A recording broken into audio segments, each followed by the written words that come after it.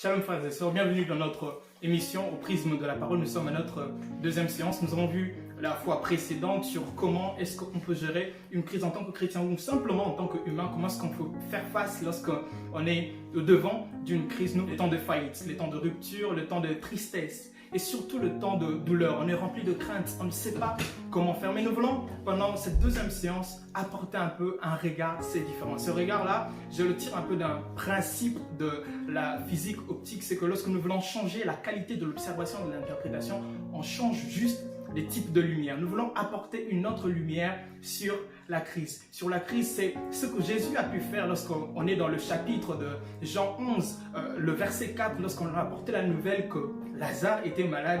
Jésus a dit simplement ceci, que cette maladie n'est point à la mort, c'est pour la gloire de Dieu. Jésus n'a pas nié, il n'a pas vu, il ne vivait pas dans le déni. Il savait que Lazare était malade, mais sauf que la lumière qu'il a apportée, c'était la lumière divine. Il savait que cette maladie, ce n'était pas pour la mort. Nous voulons apporter un autre regard, j'aimerais même dire une lumière positive sur la crise. J'aimerais nous proposer un thème dans cette deuxième séance, le non-dit d'une crise, le nom d'une crise, ou simplement les leçons qu'on peut tirer d'une crise. J'aimerais nous proposer trois leçons que la crise peut nous enseigner. Premièrement, comme leçon, j'aimerais nous dire ceci. Lorsque nous passons par des moments de crise, les moments de crise nous apprennent à connaître Dieu. Nous apprennent à connaître Dieu dans une autre dimension ou simplement une révélation de Dieu que nous n'avions pas avant.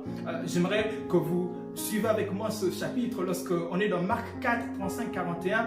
Les disciples venaient à peine de rencontrer le Seigneur Jésus. Dans Marc 2, lorsqu'ils ont rencontré le Seigneur avait guéri un paralytique. Lorsqu'ils se retrouvent dans Marc 3, Jésus n'a pas guéri un paralytique, mais cette fois-ci, il a guéri quelqu'un qui avait la main sèche. Mais le disciple n'avait pas une autre dimension de Jésus, c'est qu'il avait la possibilité de parler à la mer et au vent. C'est ce qui est arrivé à la fin de Marc 4, dans le verset 41. La Bible dit que le disciple était étonné et ils se sont posé la question: quel est cet homme qui a la capacité de parler à la mer et au vent? Ils n'avaient pas cette révélation de Jésus. Avec le temps, ils ont pris à connaître Jésus dans une autre dimension. Demandez à Agar, il vous dira. Il vous dira que si vous voulez appeler Dieu comme Ata El-Roi, il faudrait que vous arriviez dans le désert. Agar était au bout. Elle ne savait pas quoi faire. La Bible dit, l'Éternel s'est révélé à lui et Agar a pu dire ceci: Ata El-Roi, le Dieu qui va demander aux enfants d'Israël. Ils vous diront, si vous voulez connaître le Dieu qui sépare la mer Rouge, il faudrait qu'un jour vous soyez devant la mer Rouge. J'aimerais vous dire une chose, que cette crise va vous apprendre à connaître Dieu un peu plus. Les enfants d'Israël ont inauguré pour la première fois la cuisine de Dieu. Ils étaient où? Dans le désert. Dans le désert qu'ils ont pu connaître là, c'était un temps de crise. On n'est pas joyeux lorsqu'on est dans le désert. On est tout simplement perdu. On se demande qu'est-ce que Dieu veut faire de nous. Qu'est-ce que Dieu veut? Où est-ce que Dieu veut nous emmener? C'est en ce moment-là que Dieu nous apprend à les découvrir dans une autre dimension. J'aimerais que vous puissiez retenir cette première leçon. C'est que l'Éternel veut vous apprendre une autre dimension, une autre révélation de lui que vous n'avez pas.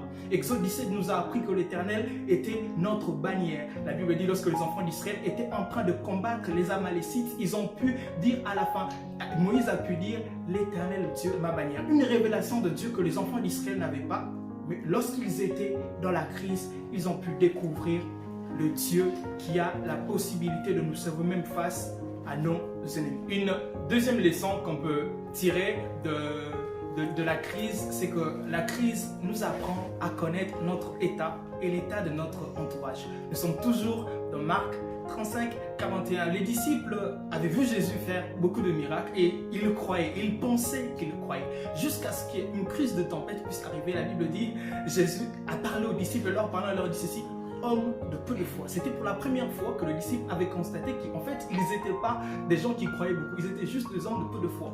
Des fois, les crises viennent juste pour révéler notre état. Qu'est-ce que nous sommes réellement? Qu'est-ce que vous êtes réellement? Vous savez, c'est pendant ce temps de crise que vous vous rendez compte qu'on est vraiment faible en tant qu'humain, qu'on ne maîtrise pas toutes les choses. Pendant le temps de crise, que vous apprenez que votre frère Caïn a la possibilité de vous tuer. Tous les jours, Caïn vivait avec Abel sans pour autant qu'il puisse avoir de problème.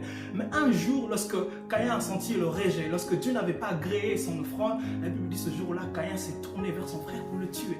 Caïn ne pouvait pas le faire avant, mais une situation de douleur, une situation de tristesse, une situation qui peut sembler être de crise pour Caïn, parce que l'Éternel ne l'avait pas adhéré. Ce jour-là, il a tué son frère. La crise vous révèle quel genre même de leader vous êtes. Demandez à Aaron, il vous dira. La Bible dit, ce jour-là, Moïse est monté avec Josué sur la montagne et Aaron a cédé aux tourmentes des enfants d'Israël. Les enfants d'Israël étaient en train de lui faire une de veau d'or. Aaron, ce jour-là, a compris qu'il n'était pas vraiment un très bon leader. C'est ainsi on comprend pourquoi Dieu n'avait pas fait de Aaron premier, il a fait de Aaron second. Parce qu'il n'était pas un bon leader. Les crises vous révèlent même quel genre de personne vous êtes. Vous savez, nous sommes dans une crise et là même, beaucoup de journaux sont en train de parler disant que l'Union européenne est en train de vivre un temps de vulnérabilité. Parce que cette crise a pu remettre en cause même cette union-là. Les gens sont en train de dire, en réalité, il n'y a même pas d'Union européenne. Le temps de crise révèle l'état d'une personne. Demandez à Ève dira quel genre de mari est Adam.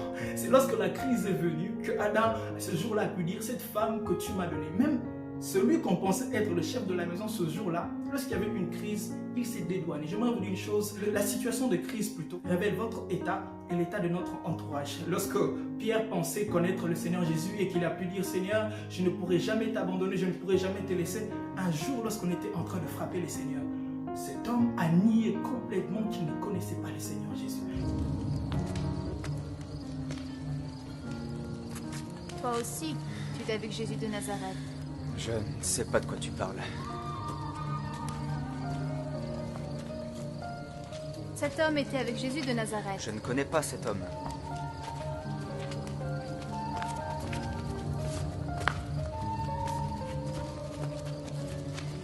Certainement, tu es aussi de ces gens-là. Ton langage te trahit. Mais lui, dans le Je jardin, ne connais pas l'homme dont vous parlez.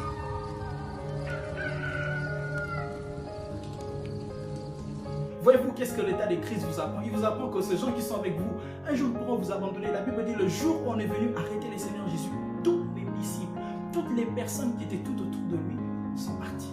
J'aimerais vous dire une chose, pendant le temps de crise, c'est un peu de faire passer un scanner de votre personne, un scanner de votre entourage. Lorsque vous passez par la crise, de savoir quel genre de personne vous êtes et quel genre de personne vous entoure. La troisième leçon qu'une crise nous apprend, la crise nous apprend à connaître notre capacité. Lorsque vous passez par la crise, vous êtes obligé de faire des choses que vous n'étiez pas obligé de le faire. Je sais pas, vous savez, avec le temps dans lequel nous sommes, les États libèrent même des sommes d'argent qu'ils ne pensaient pas un jour qu'ils allaient libérer. La crise vous apprend à aller au-delà de votre limite. Si un jour vous rencontrez Pierre sur votre chemin et que vous lui posez la question, comment est-ce qu'on peut marcher sur l'eau, il va vous dire, il faudrait nécessairement qu'il puisse avoir une tempête. La Bible dit dans Marc 6, alors qu'il y avait une tempête qui s'est abattue sur la barque, c'était pour la première fois que Pierre a marché sur l'eau. Cela n'était pas possible avant. Il était pêcheur, il vivait tous les jours à côté de la mer, mais il n'avait jamais marché sur l'eau. Un jour, une tempête arrivait, qu'est-ce qu'il a fait?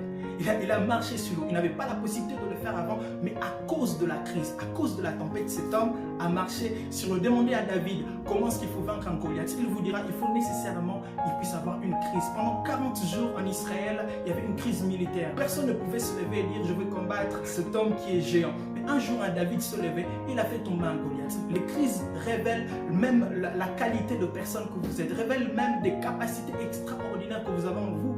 Beaucoup de personnes, lorsqu'ils passent par des crises, ils se rendent compte qu'ils ont la possibilité d'accomplir de grandes choses. J'aimerais vous dire une chose, regardez très bien votre crise. Elle n'est pas venue pour vous tuer, elle est simplement venue pour révéler des grandes choses, des grandes qualités, des grands dons et talents qui résident en vous. J'aimerais vous demander une chose, tournez et portez un regard positif sur votre crise. Nous sommes dans une situation de crise sanitaire. Regardez comment est-ce que nous avons diminué la pollution. Les choses qu'on ne pensait pas faire, on le fait aujourd'hui. Pourquoi? Parce que vous êtes dans une situation de crise. J'aimerais vous inviter là où vous êtes à porter un autre regard. J'aimerais juste vous rappeler, nous avons appris 3 leçons aujourd'hui. C'est qu'une crise révèle notre état. Une crise nous apprend à connaître Dieu différemment dans une autre révélation. Et une crise révèle notre capacité, les choses que nous avons en nous qui sont enfouies. Merci de nous avoir suivis. C'est le frère Nathan de l'église Mangué Bouillon. Que l'Éternel nous bénisse et restez dans la paix du Christ. À la prochaine.